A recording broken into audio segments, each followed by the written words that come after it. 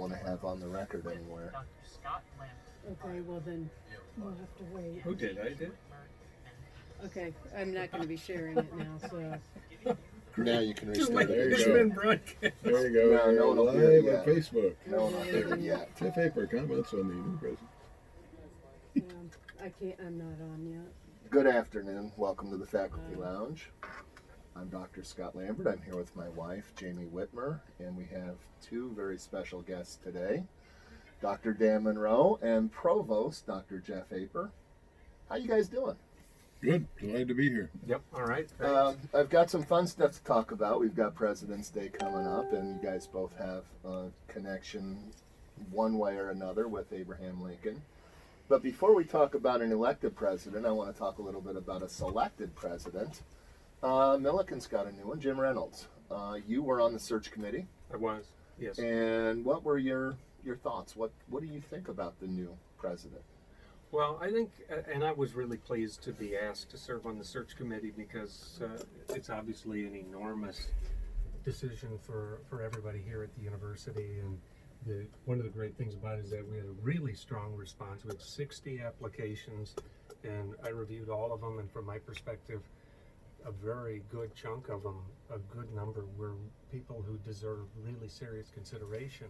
The committee, I think, did a great job of walking through in a very systematic and thorough way what are the things that matter. So we're looking for experience related to enrollment management and fundraising and overseeing a really comprehensive and high quality academic enterprise. And those are the kinds of things. Strategic planning was another thing we were really focused on.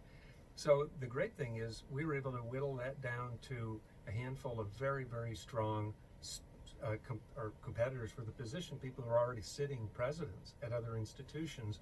And as it turns out, we had the two final candidates who came to campus, Dr. Brian Posler and Dr. Jim Reynolds. Again, both of them sitting presidents, both of them smart, talented guys with a ton of experience.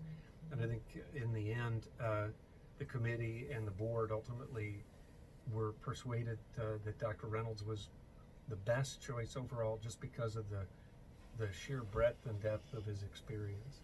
And so I think he's going to do a great job. I think that he's obviously really excited about Milliken, about Milliken's mission, and I've already been in contact with him since he was named Monday, formally announced, and he is really energized about coming here and joining us in the great work that people do. You, as the provost, it's extremely important for you to have a good relationship with the president because, it is. Yes, that's definitely right. true. Yeah. So, do you expect to have that kind of relationship with him? Yeah. I feel really positive about that. Again, he and I haven't had a lot of chance to talk one-on-one about details of issues that we want to try to move forward here, but certainly when we interviewed the short list in Chicago, I had a lot of opportunity to hear him respond to a lot of different kinds of questions. When he was here on campus, I had 2 or 3 opportunities to spend some really focused time with him and with Dr. Posler as well. So I feel really comfortable about the possibility of jumping into things and working in a really effective way as partners in trying to advance the great cause. What would have happened if, and I'm saying well before you got to the campus visits, but you went up to Chicago and talked with the 8? Were there any there that you sat down with and said, oh my gosh, I hope they don't hire this person because I could not work with him ever? No, but I mean, I've been doing this a long time, and so you certainly learn as you go along that people have different styles. They may have different kinds of things that they want to emphasize. Maybe they communicate in different ways. They prioritize things in different ways. My job as provost is to make sure that I find the ways to maximize the effectiveness of the president and to try to help make sure that together we're advancing the mission, that we're supporting the critical work that has to go on.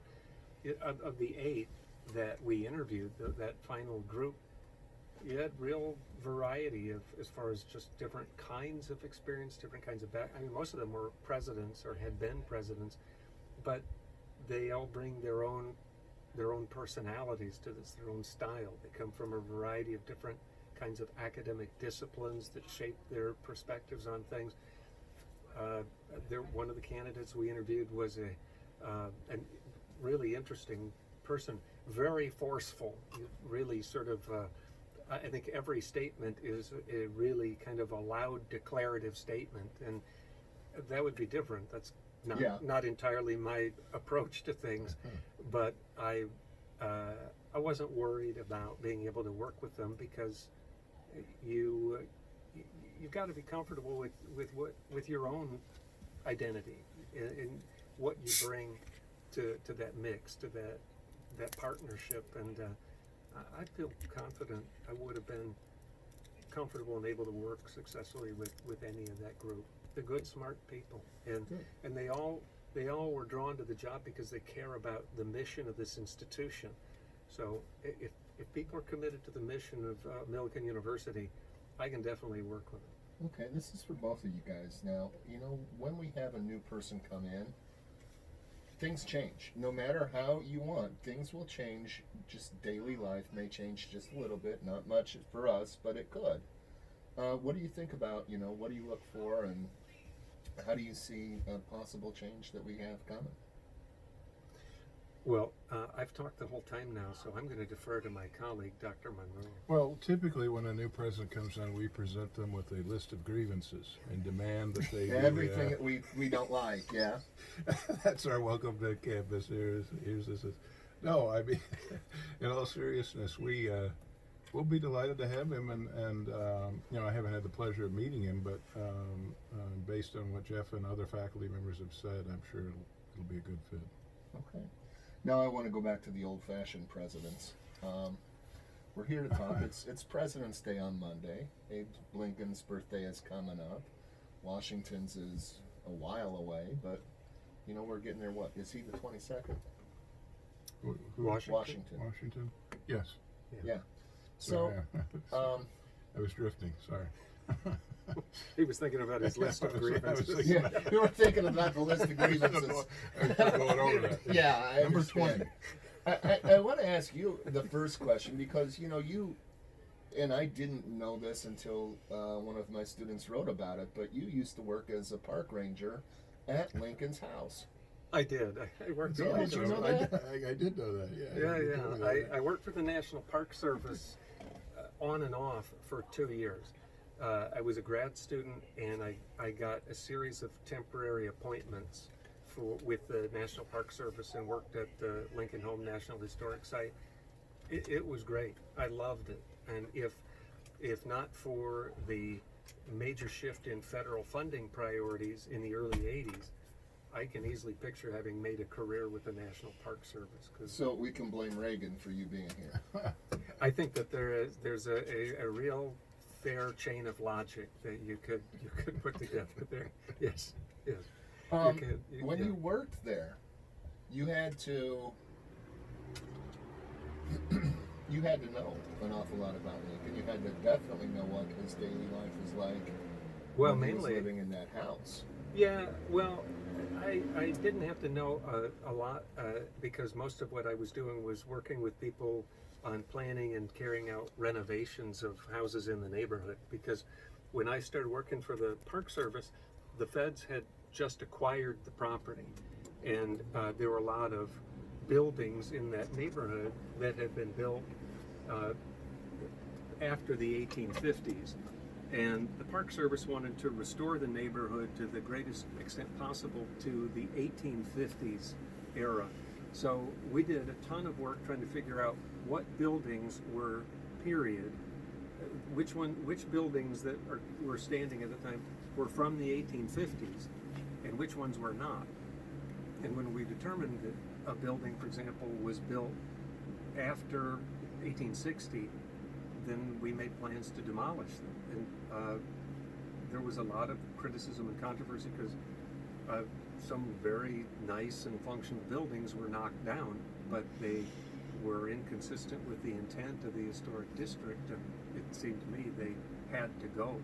And there were some buildings that, some of the old homes, one house that I worked on at length is called the Shutt House in the neighborhood. It's just south down the street from the Lincoln home.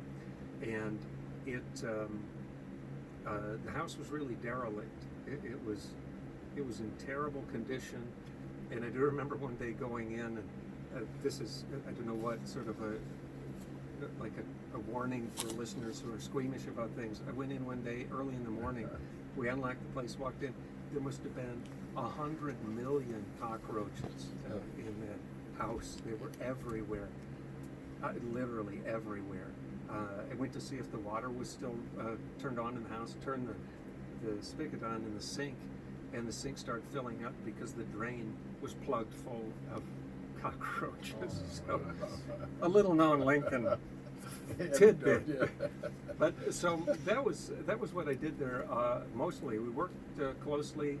There was an historical architect who was based in Washington and worked for the Park Service. He would often come out. We would work with him.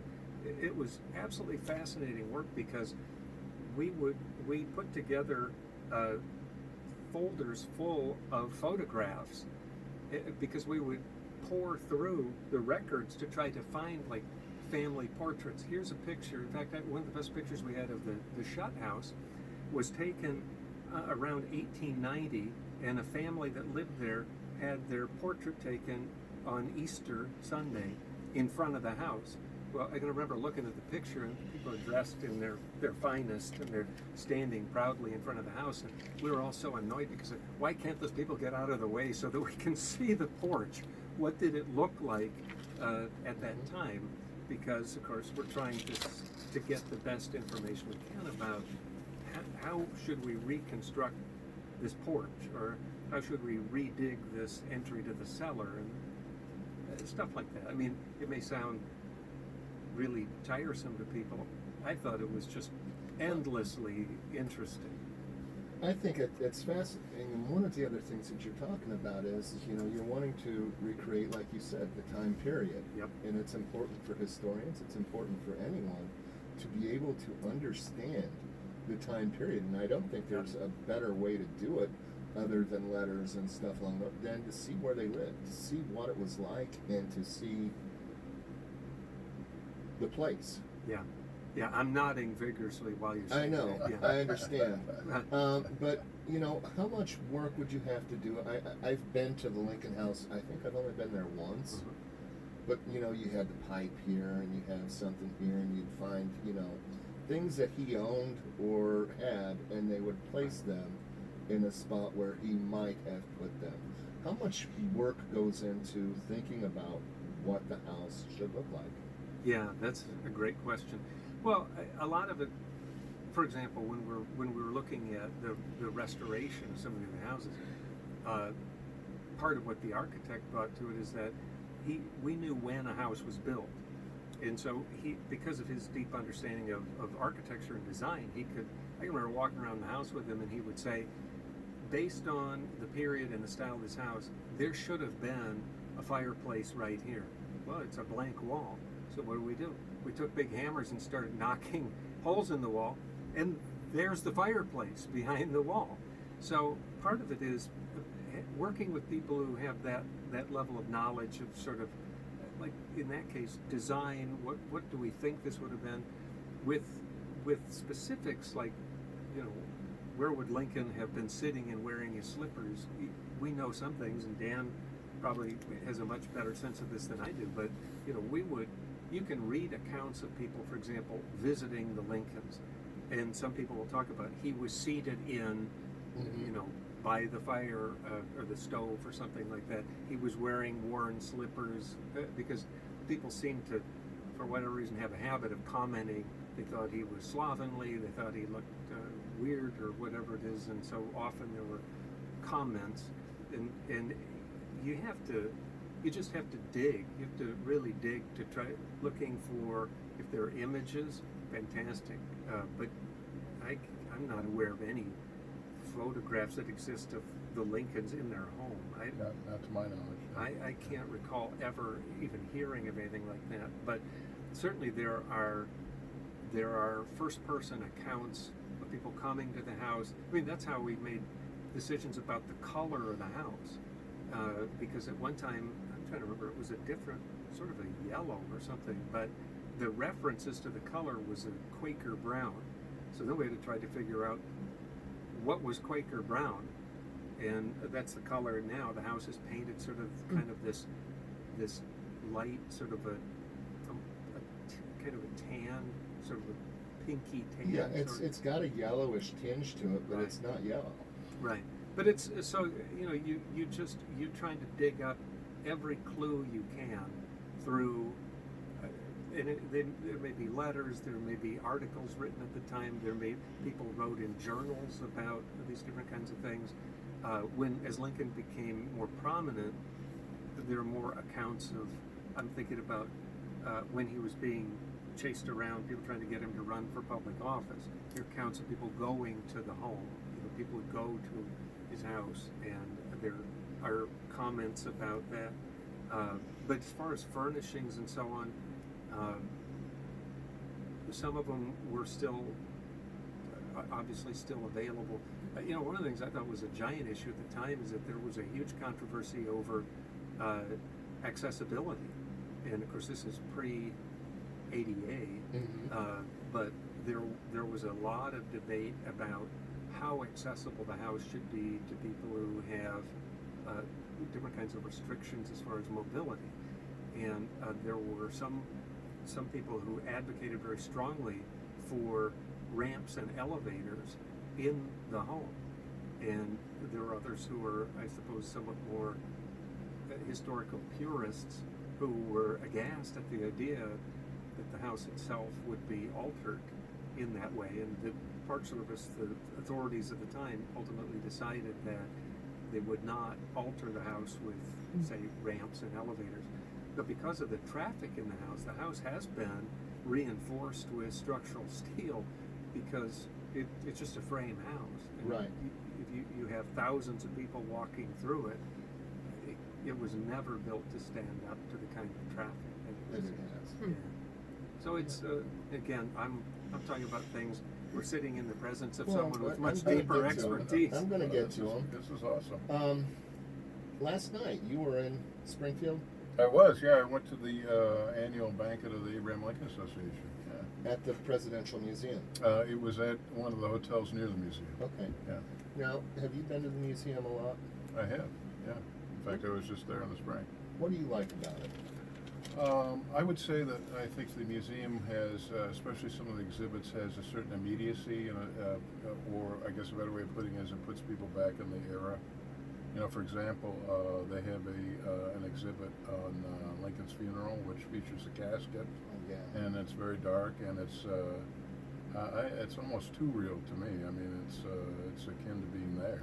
In the photo Yeah. that they have of the only photo The only that they photo have of it. of his remains, yeah, it's Yeah. just it's disturbing. But that's the point. Yeah. You're in that moment. So. Jamie and I go to the museum, three times a year. Oh, that's awesome. Yeah, great. I always go to see Tim Russert because Yeah, that's right. They have Tim Russert they're doing the both Lincoln there. Douglas debate. Yeah, I really always Yeah. go there.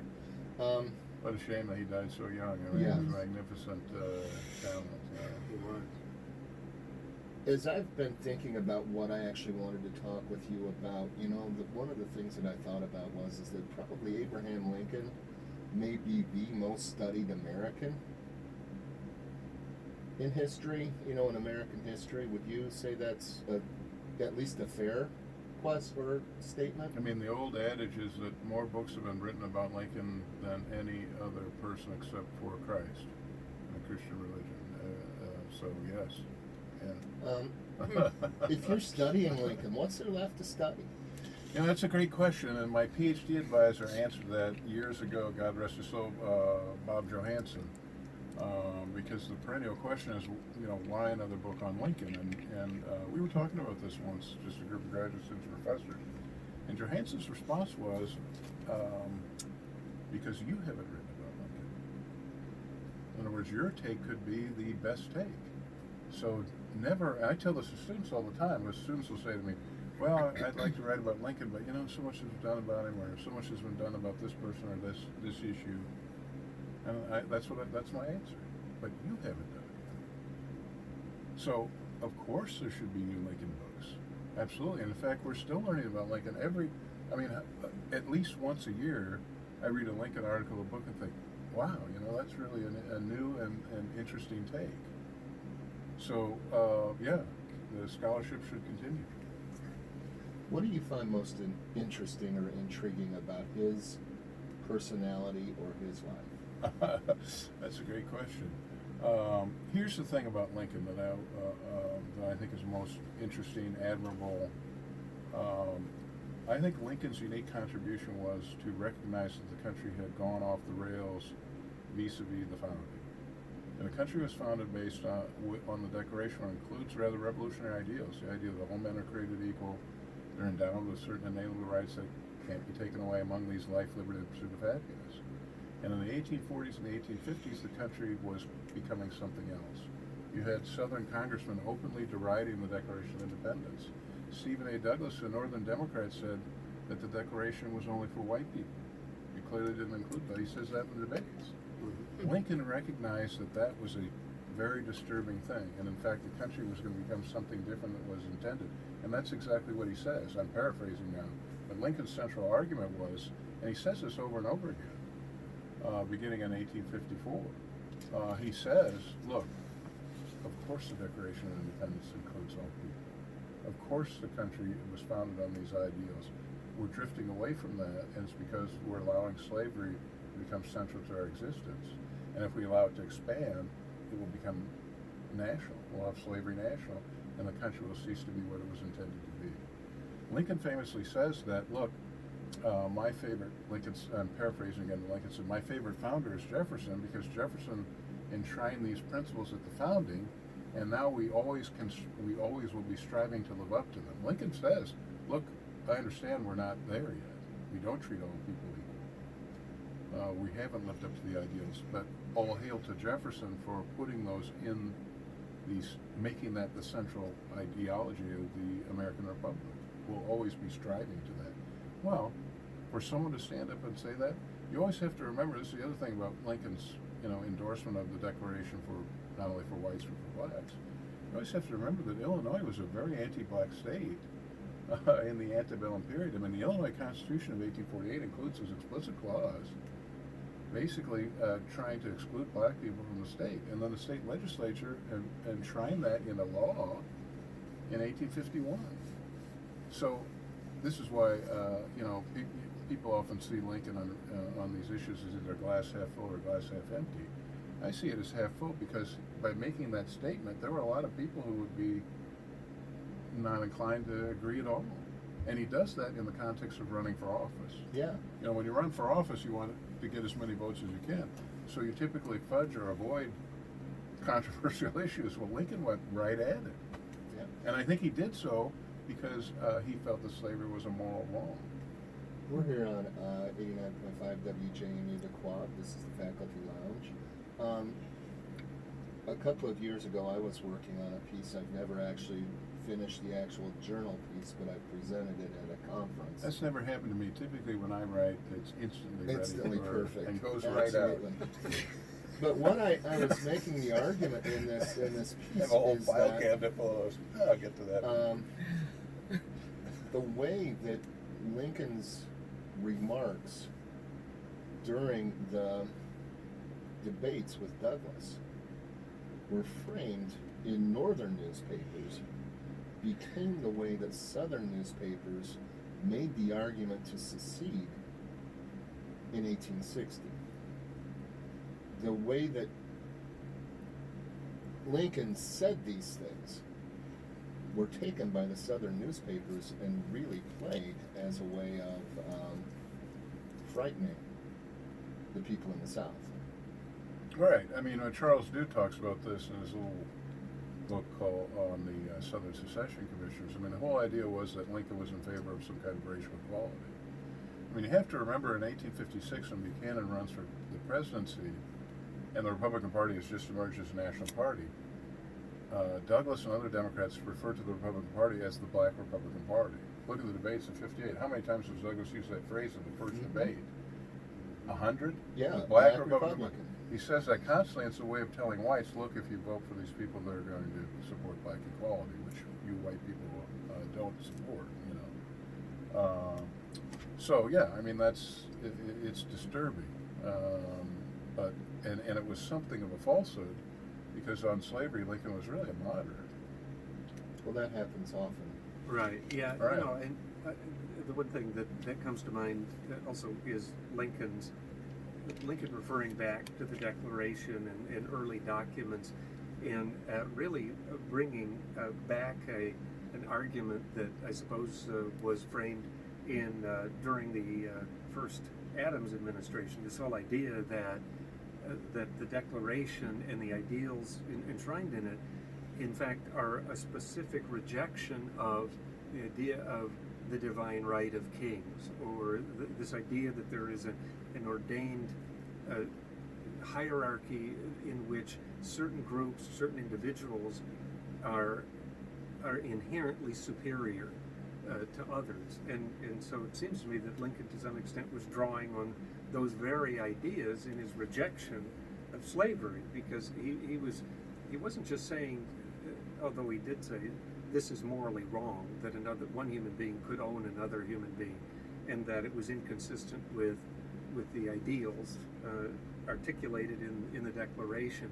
But he did, I mean, drawing again on Jefferson's vehement opposition to the kinds of things that he saw during the Adams administration in the 1790s, and the restrictions on individual rights, and the suggestion that there was a sort of aristocracy. You know, and this was a bone of enormous contention between the followers of Adams and of Jefferson. But it does seem to me that Lincoln was drawing on some of the same ideas and arguing that if slavery is allowed to remain, it undermines not only the ideals that are described in the Declaration of Independence, but it maintains a kind of growing and pernicious effect within American society that creates this kind of aristocratic class, this whole idea of some sort of divine right, and that there will always be a necessary underclass, whether they are chattel held as slaves by other people and treated as property, or whether they are in fact people who, because of whether their birth, education, jobs, whatever it may be, their poverty, they necessarily also then would be defined as a permanent underclass, undeserving of the recognition of their rights, again, endowed by the Creator. But also, from Lincoln's perspective, I think the intent of the Constitution is, in fact, to preserve an order that is of the people, for the people, by the people. Right. Here's another thing that I've always thought of about Lincoln, is that he may be the most human of presidents. I mean, he did such a tough, difficult job, but the compassion in the man also was there and was very easy to see. The Springfield Journal, which was the Republican paper at the time, after, I want to say Antietam, but it wasn't long after one of the major battles, Lincoln was going through one of the hospitals, and the guy there, and I can't remember his name right now, ended up working for Lincoln, but he wrote that he almost had a womanly touch with the wounded Union soldiers.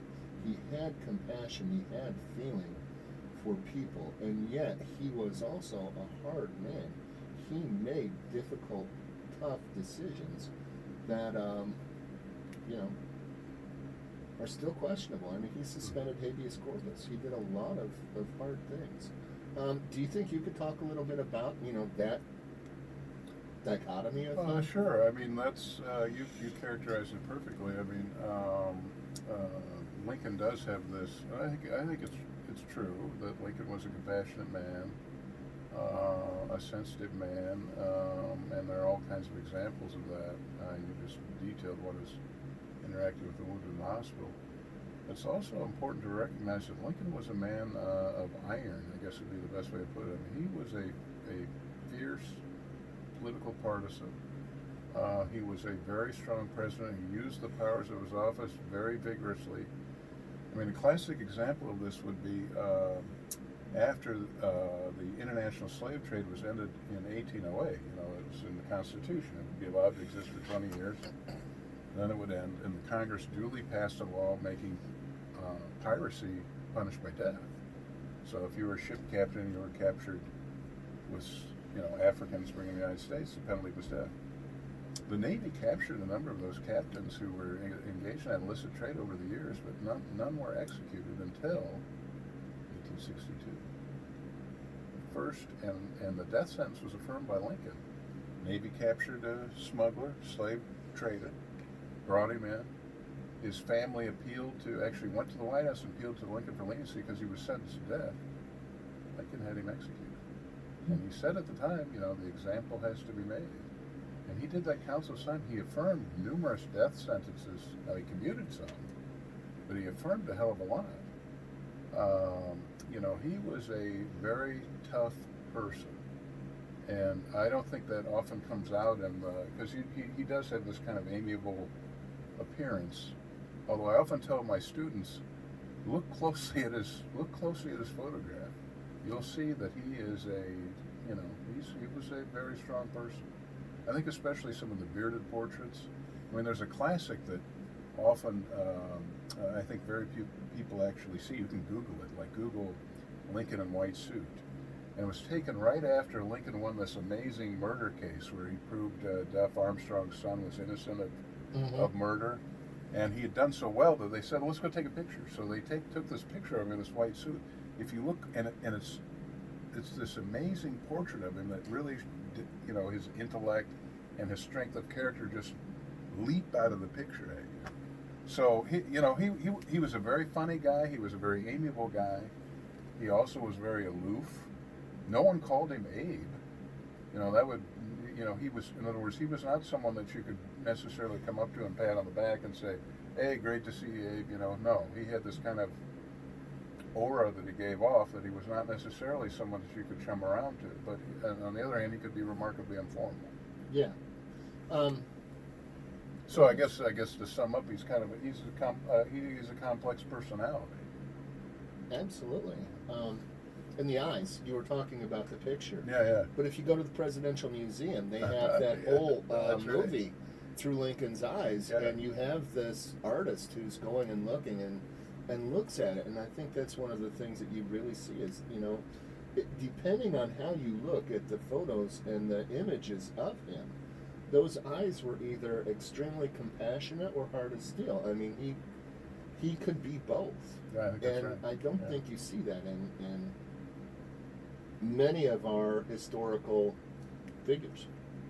No, I think that's right. You know, it's very true, and I do think that the hard aspect of his character often gets overlooked, and perhaps rightfully so. I mean, people like to focus on the compassion and some of those things.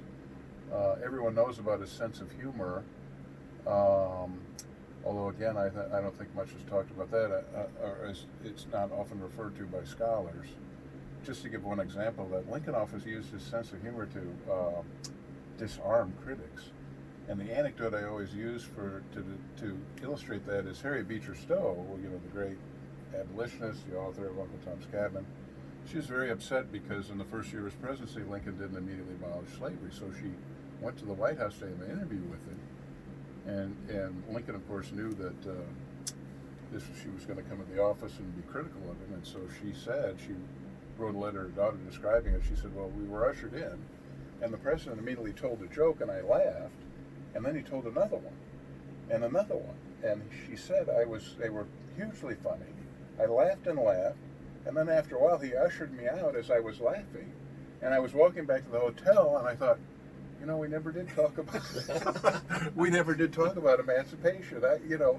So he in other words, he totally foxed her. He used his humor as a way to, you know, but he was also a great politician. No, that's right. You know, he waited to issue that proclamation until after Absolutely. Antietam because Right. it would have been useless in his mind. So he Well, makes you know, the and I think political that's- decision. It's certainly true. He, I think, was a masterful politician, and yet that's something he learned to be. I mean, that's one of the things that I think is really remarkable about Lincoln. Just the depth and breadth of his humanity is, to me, really compelling. And I suppose that's why people continue to write about him and think about him, because there is a lot to write about and think about, because it reflects at least some aspect of all of us. We can identify with Lincoln and with his suffering and with his challenges and so on. But Dan mentioned a minute ago, you know, in his early career, Lincoln was really kind of a political hack. He wrote anonymous attack pieces that sometimes were, I think, maybe appropriately described as kind of scurrilous. He, you know, it's not. We all think of him as the dignified President Lincoln wearing his long frock coat and tall hat and so on. But as a young man, he was in kind of this bare knuckle politics kind of a world. But he learned as he went along, and he gained, I think, depth in the power of his own understanding of what this was all about. When he was in Congress and opposed what was going on with the Mexican War and so on, he was a lonely voice in that. But I think there were matters of principle that informed him. And again, you see that tide grow, so that by the time he's being considered for Senate, he's arguing with Stephen A. Douglas, and you know, growing up to that point where he's going to be a candidate for president. It's remarkable because it demonstrates, I think, just his great intelligence, his adaptability, and his ability to learn a lot from his experience. I really think so. He's a remarkable guy. You know, and you're talking about that he was saying a man of iron. You think about his decision to ultimately go to war and ultimately to engage in total war to defend these larger principles that he believed were so critical and so sacred. Is more than just a war of conquest against a renegade set of provinces or something. Lincoln was pushed to that extreme level of violence because he believed that there was something much more profound than just political union, that there was something essential about preserving the larger principles that could create a foundation for a better civilization, for a higher order of human existence and experience, I think. And again, I defer to Dr. Monroe. Oh no, you said it perfectly. No, I think that's exactly right. Yeah, I mean, and you're the example that you used of Lincoln's growth is ideal. I mean, take the Mexican War speech. That speech has savage language directed at President Polk, and it was around the time, you know, a few years earlier he was writing some scurrilous, you know, political attacks, but he grows out of that. There's a famous incident in that period where Lincoln is debating a fellow, I think it's in the election of 1840, and Lincoln was a very skilled mimic, and this guy had some personal affectations that were easily mimed, and so after he sits down on a chair on stage, Lincoln gets up and mimics him, and the man began to weep and ran off the stage. It's referred to in Lincoln studies as the skinning of Thomas. Well, Lincoln felt, afterwards felt deep regret. He thought, because he'd humiliated him. Well, that's a much different character, as you've said it perfectly, Jeff. Much different character than the man who wrote the Cooper Union speech, or the first inaugural with that magnificent closing where, the better angel of our nature, and so he did go through a period, of personal growth, and part of that may be, one of the great American tropes about him is this is a man who lost every single political, election he was in, except for two. He wins Congress, state Congress, loses after that one term, and then he loses and loses and loses and loses and loses until he finally wins the presidency. How much of that was learning, and how much of that was timing, you know. Well, at the risk of being pedantic, he loses his first race for the state legislature, then wins the next. I think he was reelected 4 times. Then he runs for Congress and is elected. After that, he steps down. He didn't run for a reelection. He did lose the 1855 Senate race. Lyman Trumbull gets that. He loses to Douglas. Yeah. Okay. Sorry. No, that's fine. I have no problem being This is wrong. probably this is part of being a pedantic professor. But I was always under the assumption I'd always read that he lost more. I then guess he I was won. wrong. Yeah. Then he won. He loses those 3. Okay. Yeah. I mean, some people, and it's a natural assumption that since he didn't serve a second term in Congress, he must have lost. But that was the 1 Whig seat in Democratic Illinois. So Whigs typically served 1 term and then stepped down so another person could have their chance to be in Congress. Okay. And Lincoln had agreed to do that when he ran for it. Hmm. Although I wonder if he had run again if he would have lost because he took that unpopular stand against the Mexican War that Right. Jeff was talking about. Yeah. And then this is the other part that I wanted to really get to is the last part about Lincoln is we don't know what would have happened. You know, what would have happened if he was not shot? Right. Everyone, you know, you can say that slavery is America's original sin. I heard that just the other day on West Wing again. And he had plans. And what would have happened if he was able to carry them through? Would we still have the problems we have today? Well, I'll take a swing, and then you can take a swing. Here's what I say, because people ask me this all the time. We can never know precisely what Lincoln would have done, but what we do know is that Andrew Johnson was a terrible successor. I mean, Johnson was not in favor of black political and social equality. That would be the most charitable way to put it. Made terrible mistakes in the first 8 months after Lincoln's death. Pardoning Confederate officials to the point where you had ex-Confederates appear in Congress in December of '65 to the outrage of the Republican majority, and then got into a big, long, protracted conflict with the Republican Congress that ended with his impeachment. Not removal, but just impeachment. He famously, or I should say infamously, meets with Stephen A. Douglas in August of '66. Douglas goes to the White House to lobby him for black civil political rights, and Johnson says to him, everyone should read this sometime because it's really startling, because he's a sitting president. He says to Frederick Douglass, well, I'm not in favor of black voting because that's harming white working class people. So in other words, he saw the political pie as kind of finite.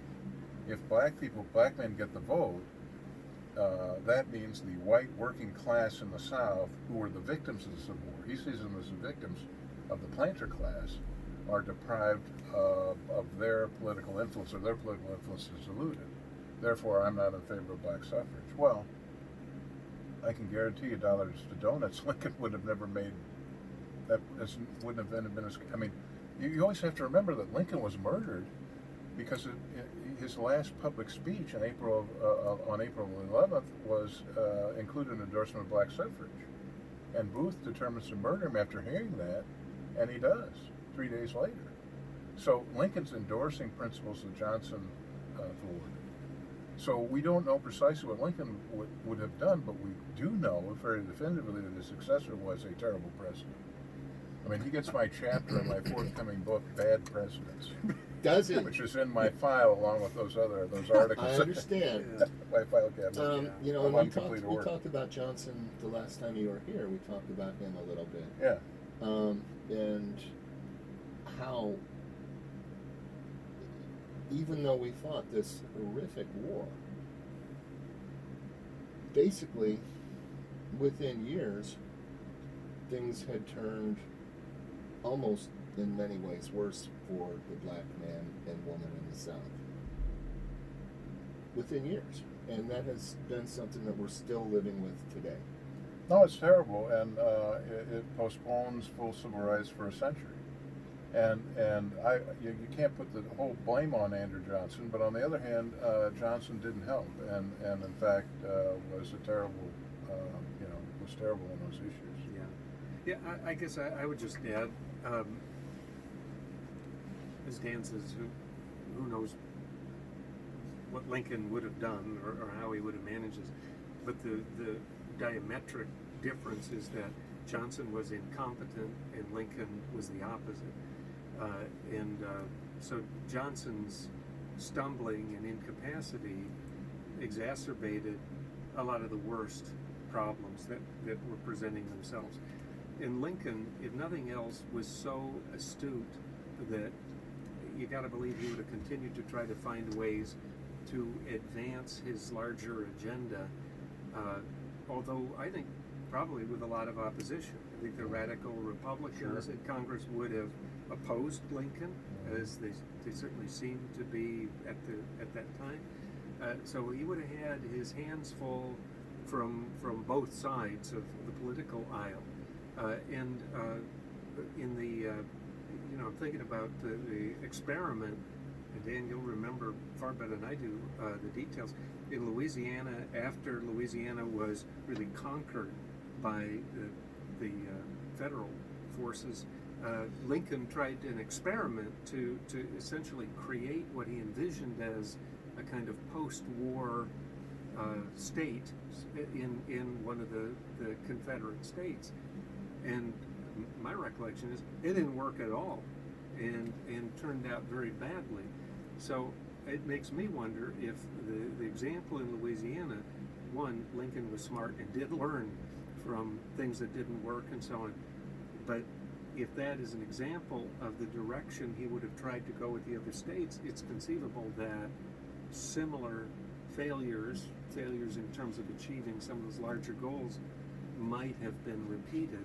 But again, Lincoln being a really shrewd politician, very good at negotiation, excellent at finding ways to move people and their opinions in certain directions.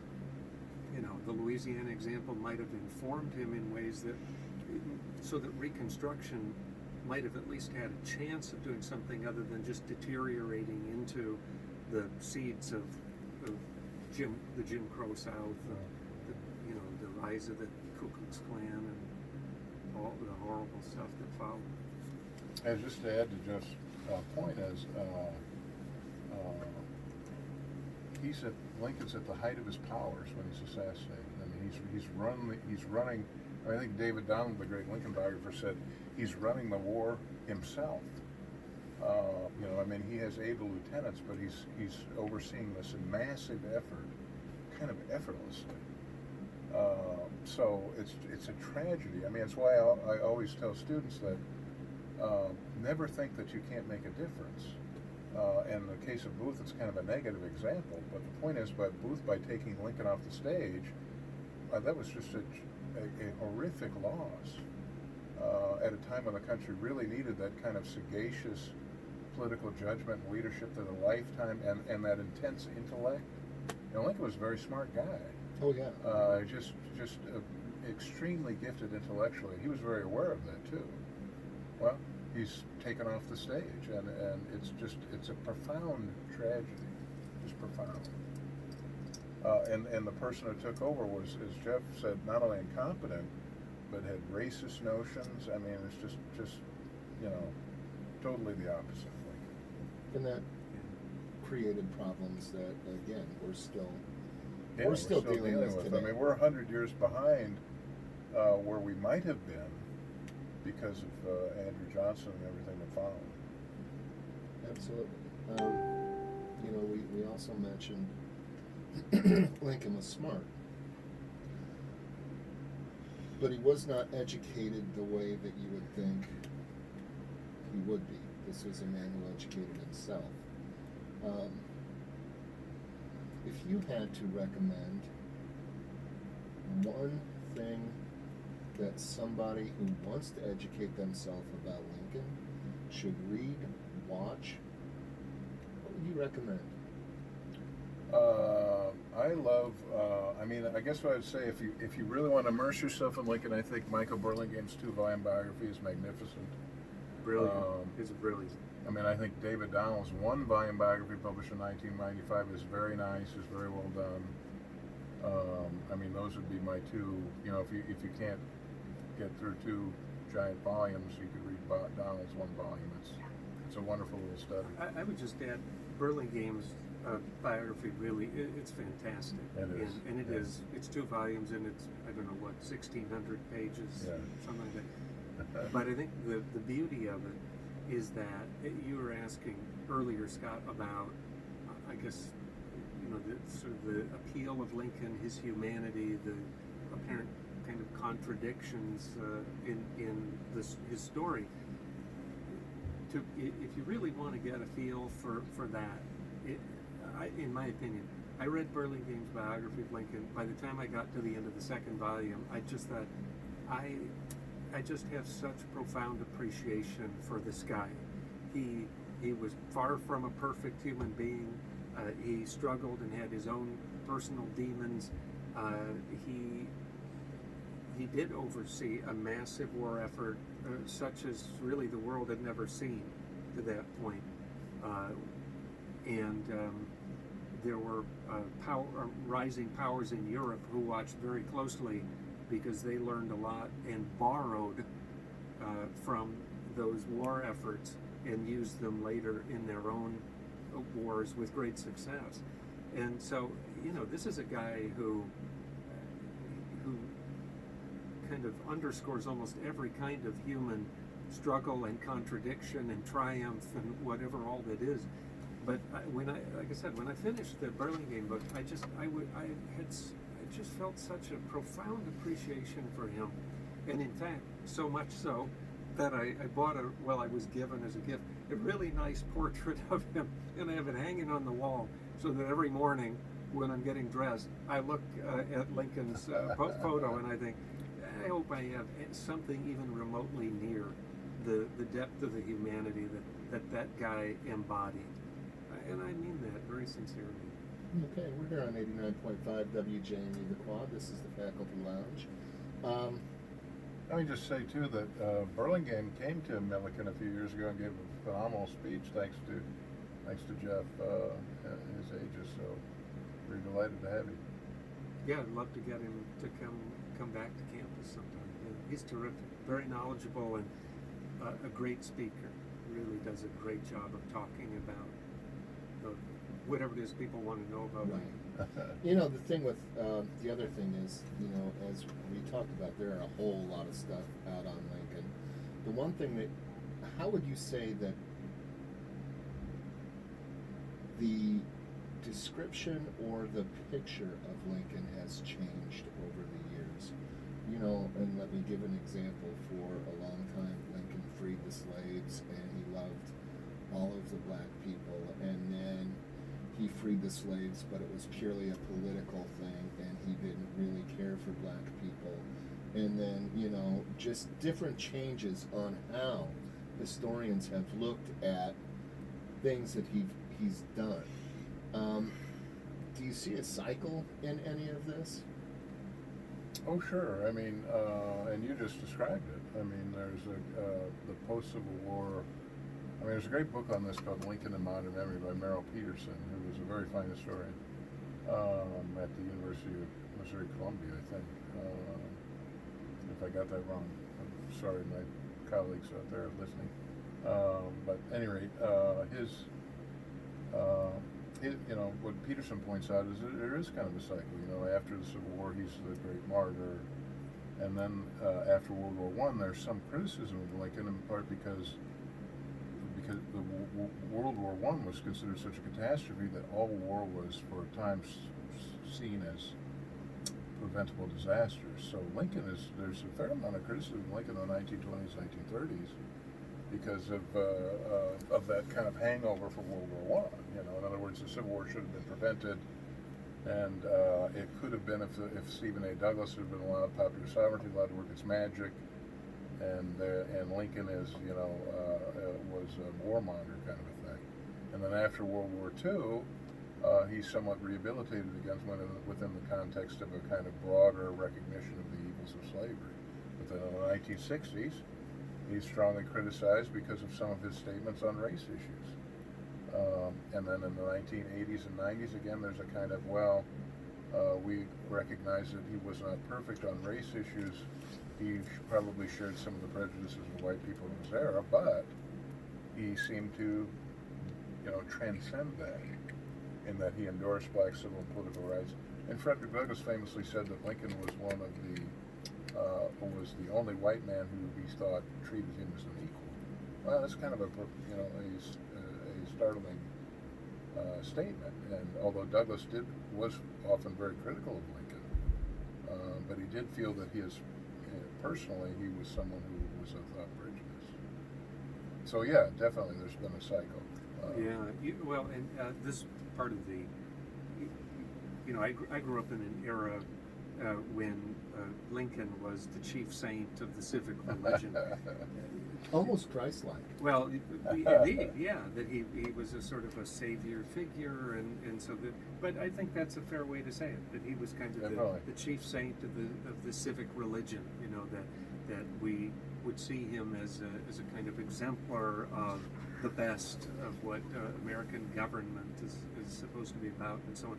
But one of the things that's really interesting about historical perspective is exactly what Dan is describing, sort of this up and down, this cyclic way of thinking about people in the past. And I often remember what wit it was who said, history is a joke, the living play upon the past.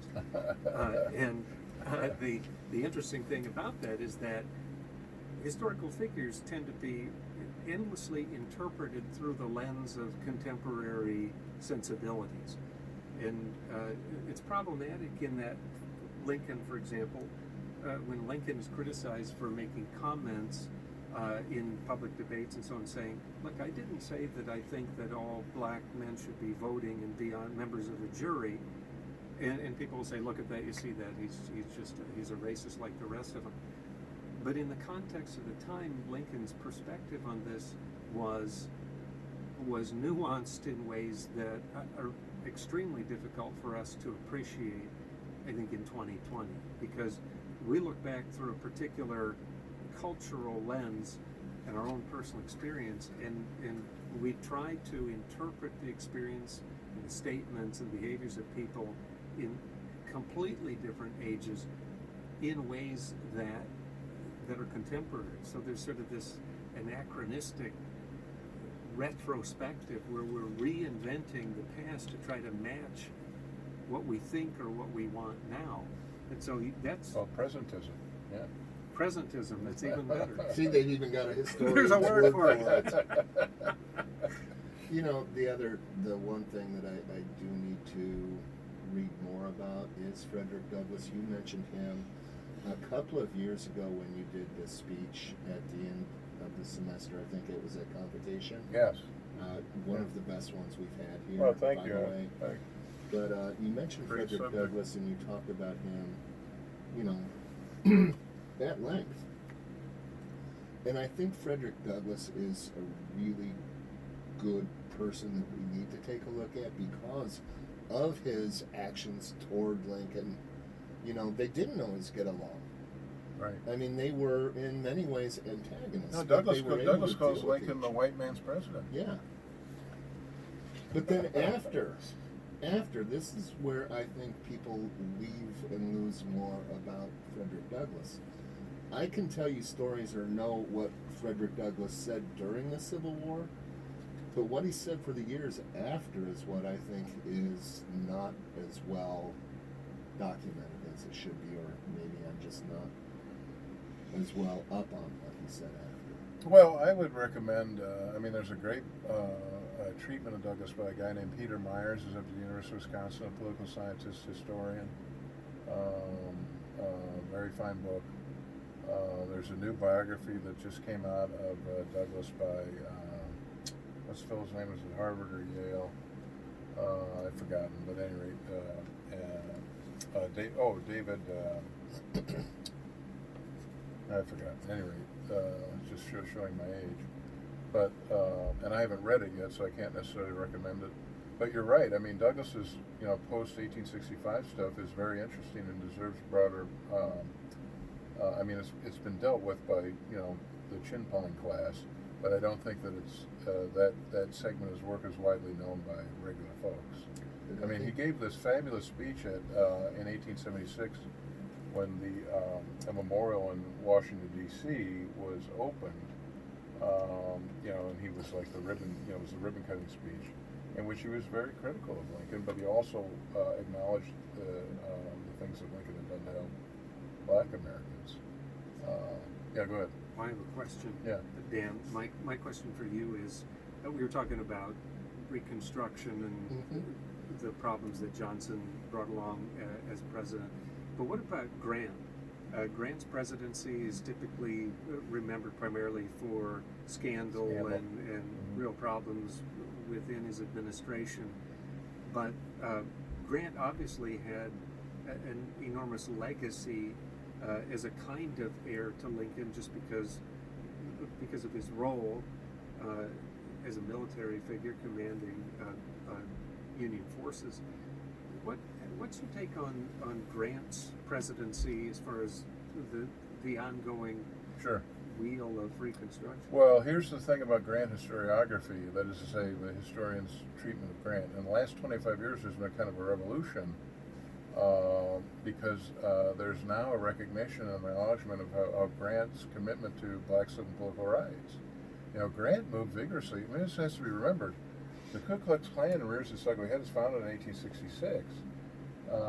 During Grant's presidency, he created the Department of Justice. It was created by Congress, but Grant is very supportive of that, and they crush the Klan. I mean, the whole point of the creation of the Department of Justice in 1870, 1871 was so that you would have federal prosecutors go after Klan members who were committing atrocities in the South, and then you'd have local sheriffs and juries who wouldn't do anything about it.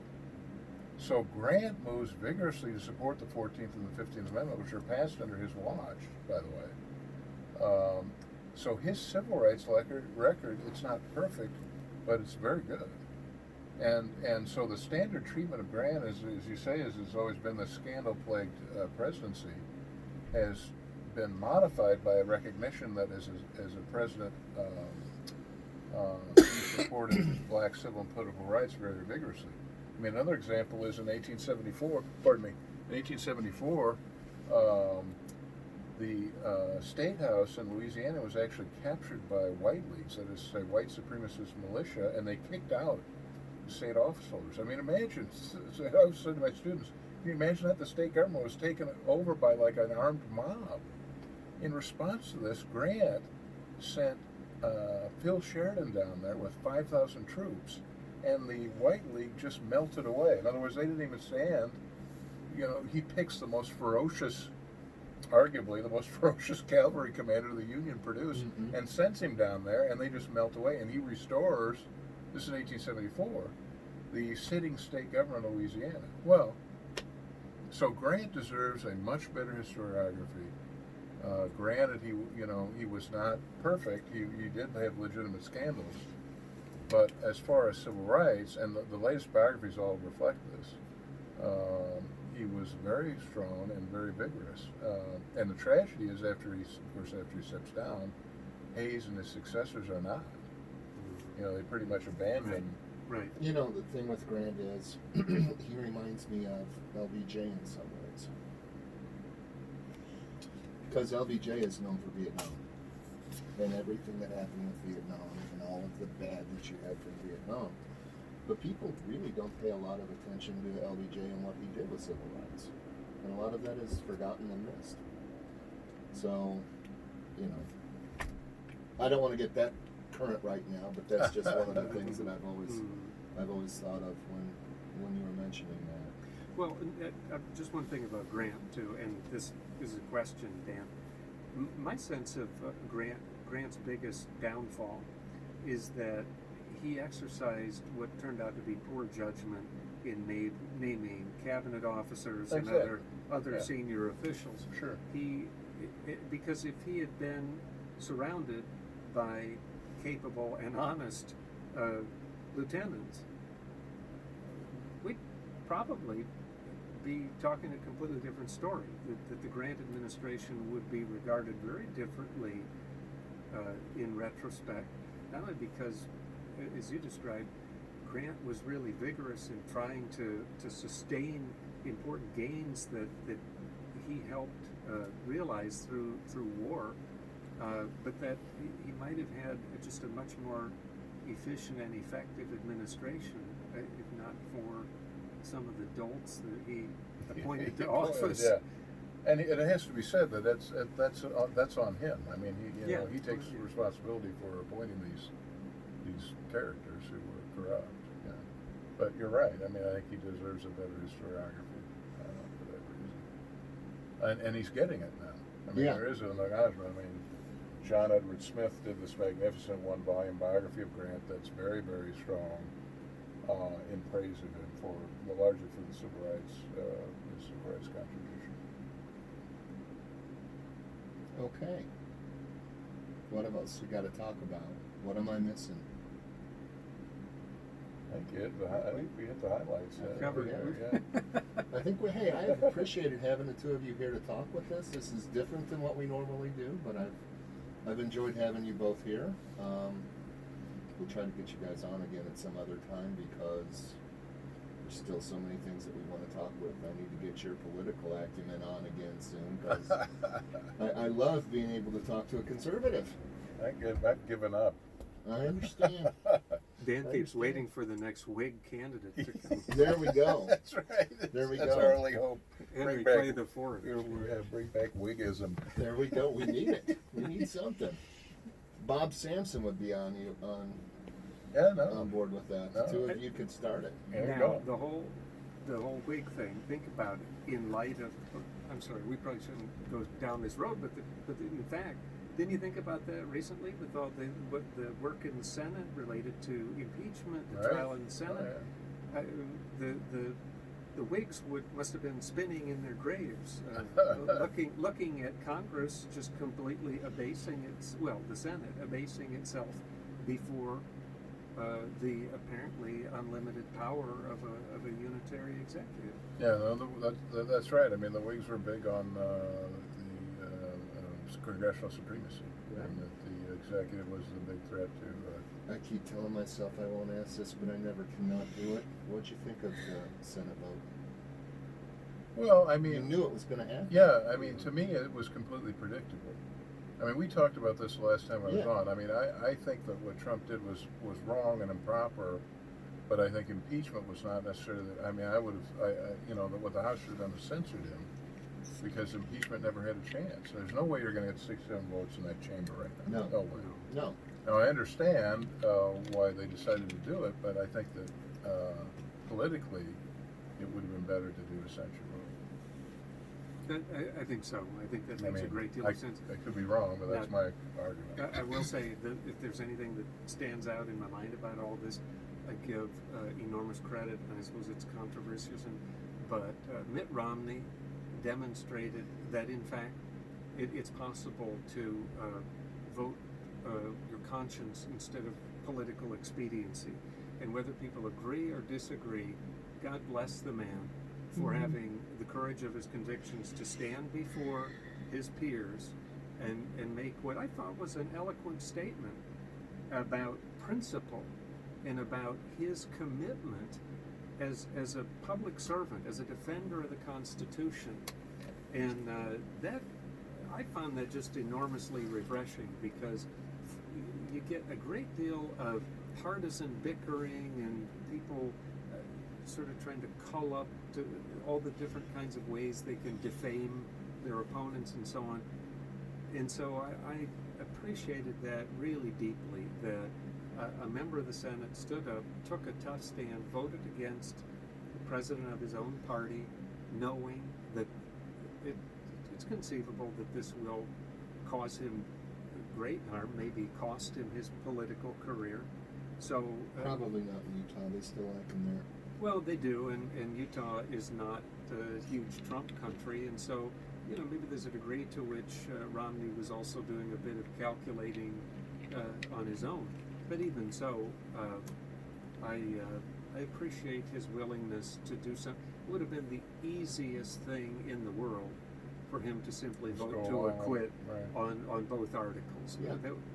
That would have been by far the path of least resistance, because by making a statement about principle and voting as he did, he invited just an ocean of criticism and personal attacks, and they won't let up. Right.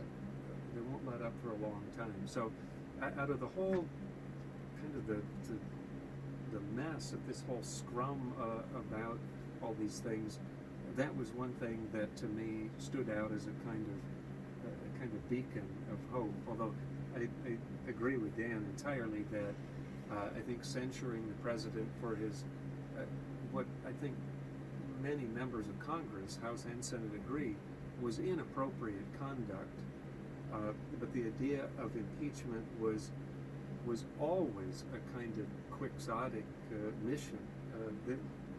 There was never going to be a resolution to that other than, I think, to deepen the intense partisanship that has polarized Congress and the nation so I will terribly. agree with that. You know, I think Marco Rubio made he still made the vote he made, but I think that his public reason for the vote rang true, even if what he did was impeachable, and I think it might have been. The country is in a situation where if you got rid of him, it would have caused more harm than good.